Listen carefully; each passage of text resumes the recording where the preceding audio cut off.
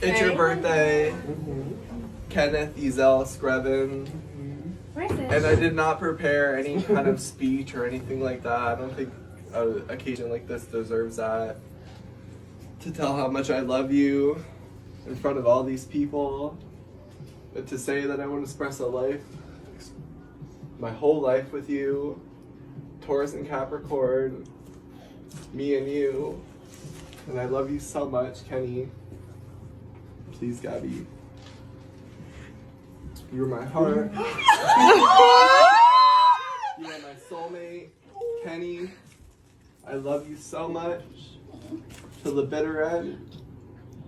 Through life and death. You are mine.